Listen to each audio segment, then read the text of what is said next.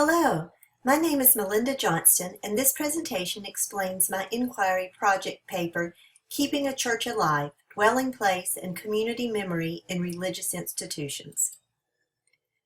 I chose this topic because the more I studied about the theories of dwelling place and community memory, the more parallels I saw with successful congregations.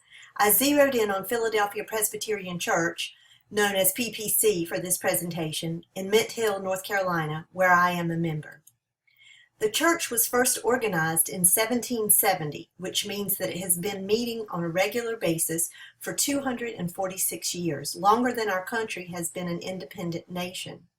Our chapel, built of handmade brick in 1826, is the oldest worship space still in use in Mecklenburg County.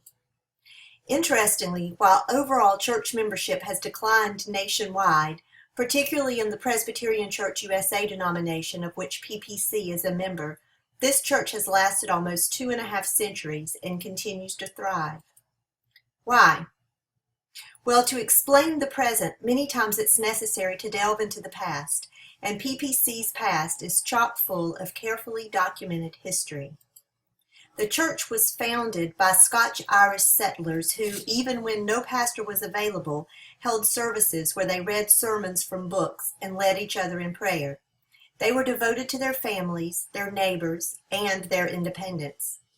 3 of the founding members, Adam Alexander, John Ford, and John Query, signed the Mecklenburg Declaration of Independence and sent the document to Philadelphia by horseback in 1775. A year before the American Declaration of Independence was signed. Some of the relatives of these 3 men, 7 generations removed, still attend PPC. Throughout the church history, there's been a long record of community and country service among the members. Membership past and present includes veterans of all wars from the Revolutionary War to Afghanistan. Members of the church have served as state and local elected officials, and civic leaders and volunteers. Decently and in order is the catchphrase attached to the Presbyterian way of conducting business, and PPC is no exception. The first set of session minutes, the session is the governing body of the church, was recorded in 1816. Following that entry, minutes are spotty for a few years. Not because they weren't recorded, they just weren't carefully preserved. But beginning in 1837 until the present day, minutes are complete for all session and congregation meetings. Based on the Presbyterian form of government, PPC has always been governed by the session, a group of elders elected periodically from the congregation. This means that leadership follows a prescribed turnover so that a variety of folks get to lead and a variety of voices are heard. No one person is ever in complete control. The church has a distinct dwelling place and a strong community of memory dating back more than 200 years. The congregation looks to the community of memory to shed light on the past, assist in the present, and illuminate the future.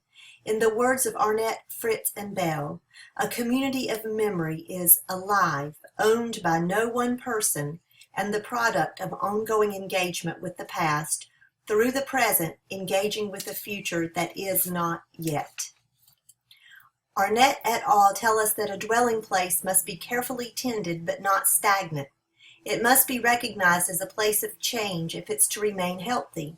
The governmental structure at PPC is designed to keep dialectical tension in place, preserving the dwelling place and preventing it from becoming stale.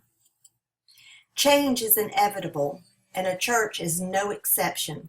PPC demonstrated its ability not only to adapt to change, but to welcome it when the congregation approved a new $90,000 audio-video system that included installation of 2 90-inch monitors in the traditional sanctuary.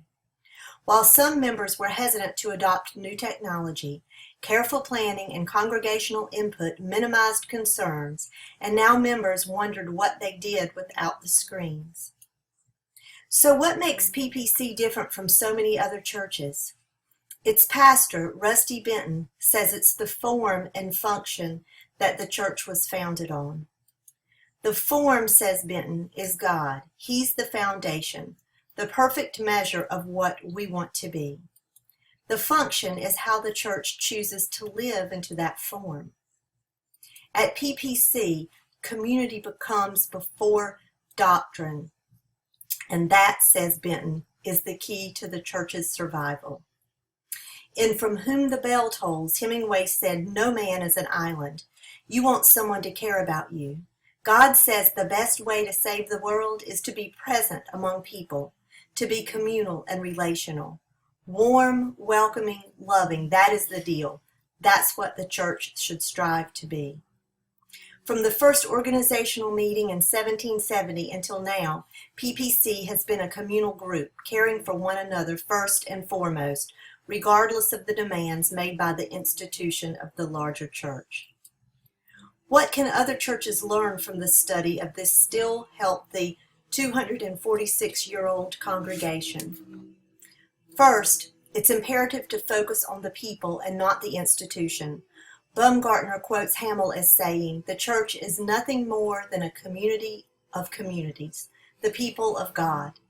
The problem with organized religion is not the religion part, but the organized part. Second, remember to hold God as the form and community as the function. God is the foundation and calls for a communal relationship among his followers. As Benton says, it's all about loving and caring for one another. Finally, celebrate the dwelling place and community memory, even if your story isn't 2.5 centuries old. Whatever history a church has, it's important to preserve it and refer back to it to know where you've come from in order to get a clear idea of where you're going. In other words, honor the dwelling place and the community of memory by remembering the past while recognizing the present and moving forward to the future. It's worked for Philadelphia for almost 2.5 centuries. It's certainly worth a try. Following is a list of references I used in creating this vlog. Thank you for watching.